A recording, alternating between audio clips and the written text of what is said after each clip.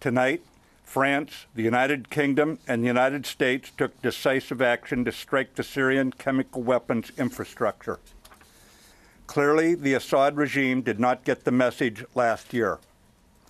This time, our allies and we have struck harder.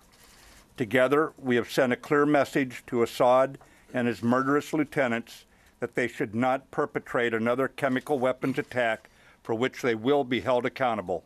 On April 7th, the regime decided to again defy the norms of civilized people, showing callous disregard for international law by using chemical weapons to murder women, children, and other innocents.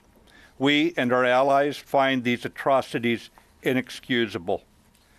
As our Commander-in-Chief, the President has the authority under Article 2 of the Constitution to use military force overseas to defend important United States national interests. The United States has vital national interests in averting a worsening catastrophe in Syria and specifically deterring the use and proliferation of chemical weapons.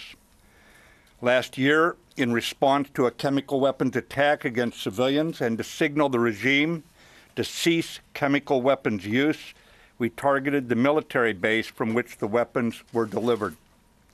Earlier today, President Trump directed the U.S. military to conduct operations in consonance with our allies to destroy the Syrian regime's chemical weapons research, development, and production capability.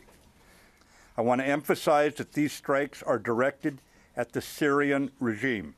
In conducting these strikes, we have gone to great lengths to avoid civilian and foreign casualties. But it is a time for all civilized nations to urgently unite in ending the Syrian civil war by supporting the United Nations-backed Geneva peace process.